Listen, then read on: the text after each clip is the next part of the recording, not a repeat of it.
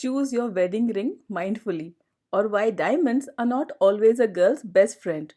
Namaste, I am Tejaswini, and today I have been asked an interesting question. A young woman who wants to choose her wedding ring is confused on what she should opt for. Today's world is absolutely fascinated by diamonds.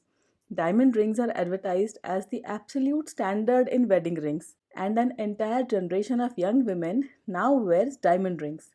Affordable diamonds are popping up in every jewelry shop, being sold as daily office wear sort of jewelry. This phenomena may have been initiated by a marketing campaign, but this widespread acceptance of the diamond is more because of the innate energy of this gemstone.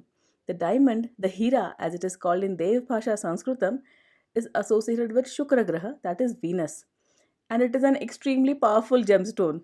In my personal opinion, it should be treated with that same amount of caution as you would a blue sapphire, the Neel Mani which belongs to Saturn, because if a diamond does not suit, it will slowly and almost imperceptibly poison your life. So one must wear it as a lifetime gem only after checking the horoscope for compatibility. Gemstones are associated with the nine forces of Jyotish. They are used as rechargeable batteries linked to the planets. They are charged with the mantra of that planet infused with its energy. And as we wear them, we absorb this energy. When the gem is completely drained, it can be again recharged for a few recharge cycles. So, if you choose the proper gemstone and the proper mantra, this energy can propel you to great heights. And if you wear a gemstone which does not suit your energy, it will cause turbulence in your life. Venus is the Daitya Guru Shukracharya, one of the two planetary gurus. It is the grace of the Guru to bless his disciples. So the rule is that if the disciple has expressed his intention, his heartfelt desire, made his choice, and has sincerely worked for it, then the Guru has to say Tathastu. So be it. The Guru has no other option.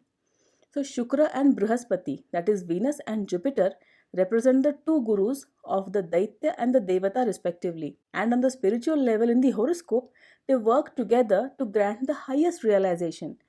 This is the one-to-one relationship with the eternal self. Venus is thus the most capable guru, but his students are of the worst category. They are interested only in material desires, pleasures, and power, a hedonistic mindset absolutely uninterested in the more refined aspects of life.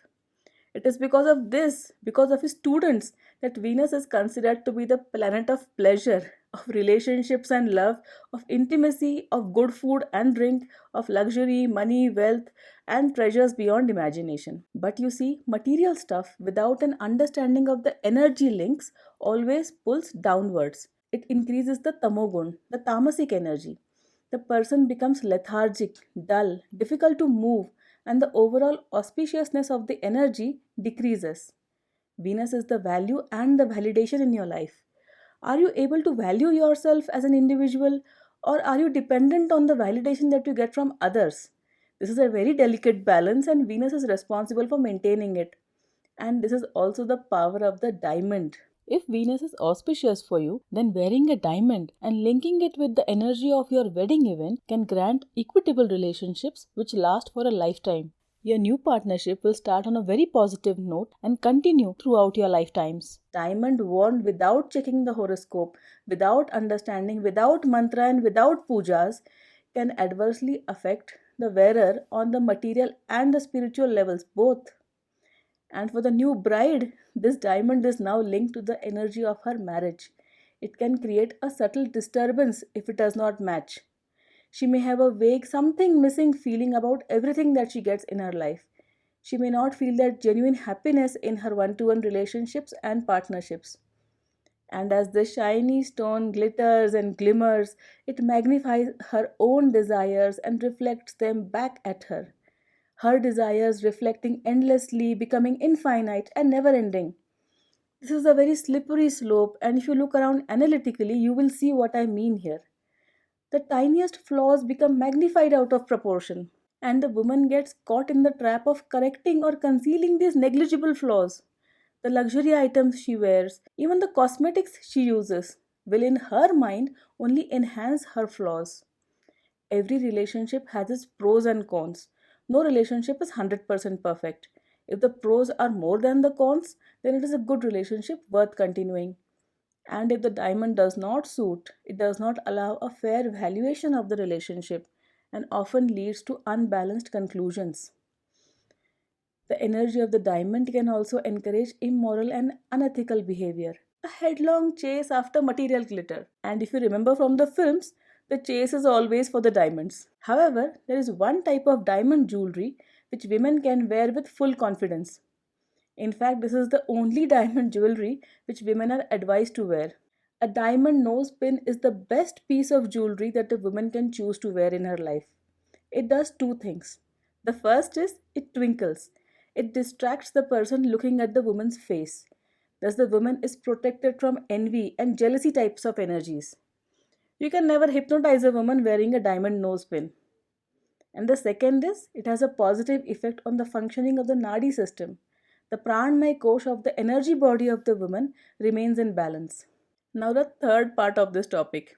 If not diamonds, then which gemstone can a woman wear with full confidence and all the time? Now, do think back a bit. Do you remember the jewelry from your grandmother's time? Women across cultures all over wore this gem very commonly a generation ago. Can you guess? It is pearls. Traditionally, brides have always worn pearls. I am from Maharashtra, and our brides wear a unique pearl jewelry tied to their foreheads on the marriage day. Across cultures, pearls have always indicated elegance and refinement. This is because pearls are connected to the moon, and his is a softer love, a more nurturing, a more nourishing love, a love more suitable for a household and a home and for a lifetime with the love of your life. And speaking of tradition, the traditional wedding ring is always pure gold, and again across cultures. It may be in elaborate designs or as plain bands, but it has always been gold. And this is because pure gold, that is Hiranya, is always linked to Devi Lakshmi. Devi Lakshmi is the visible sign of prosperity or auspiciousness and of the Sattva Gun. She blesses the new bride on this very special day. The new bride is now called the Gruha Lakshmi, and now onward she represents the auspicious power of her new household. You can always use your gold jewelry as your recharge battery. I recommend recharging your gold jewelry with the Shri Sukta, the ultimate Sukta which brings real prosperity into your lives. You sit in front of your adored deity, hold your jewelry in your hands and recite the Shri Sukta over it. Recite it with the pure intention of bringing prosperity, Devi Shri herself, into your life. If you can recharge your jewelry weekly and especially on a Friday, it will be most effective. Sanatan Dharma, that is Hinduism, gives us so many small tips which we can use to improve our lives on a very fundamental level. There is a reason for everything. Diamonds, pearls, pure gold, all are very different energies. So choose your energy and your jewelry mindfully. Thanks for watching. Namaste.